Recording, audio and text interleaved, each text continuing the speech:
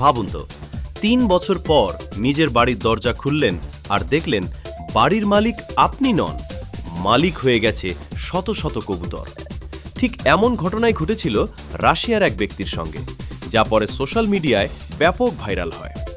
চাকরির কারণে তাকে কয়েক বছরের জন্য সার্বিয়ায় যেতে হয়। যাওয়ার আগে তিনি বাড়ি তালাবদ্ধ করলেও একটি জানালা খোলা রেখেছিলেন। তখন হয়তো মনে হয়েছিল এতে একটু বাতাস ঢুকবে, কিন্তু সেই ছোট্ট খোলা জানালাই কবুতরদের জন্য হয়ে যায় ভিআইপি প্রবেশদ্বার। একটি কবুতর আসে, তারপর আরেকটি। কিছুদিনের মধ্যেই তারা ঘরটিকে নিরাপদ আশ্রয় হিসেবে বেছে নেয়, বাসা বানায়, ডিম পাড়ে, বাচ্চা জন্ম দেয়। এভাবেই ধীরে ধীরে পুরো ফ্ল্যাট কবুতরদের রাজ্যে পরিণত হয়। ৩ বছর পর বাড়ির মালিক ফিরে এসে দরজা খুলতেই চমকে ওঠেন। ঘরের ভেতর থেকে একসঙ্গে শত শত কবুতর উড়তে শুরু করে, যেন কোনো সিনেমার দৃশ্য। সোফা, বিছানা, টেবিল, চেয়ার সবকিছু সাদা ধূসর বিষ্ঠার স্তরে ঢেকে গেছে।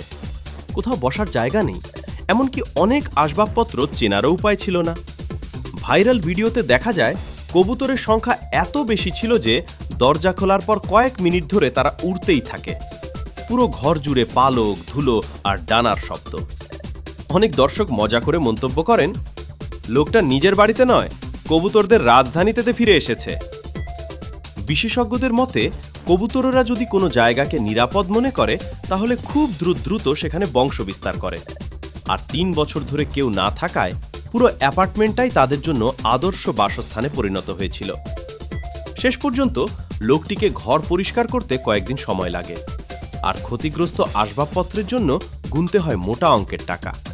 তাই বাড়ি ছাড়ার আগে জানালা দরজা ভালোভাবে বন্ধ আছে কিনা একবার দেখে নিন, কারণ কে জানে কয়েক বছর পর ফিরে এসে হয়তো দেখবেন আপনার বাড়িতেও নতুন কোনো ভাড়াটিয়া পুরো দখল নিয়ে বসে আছে।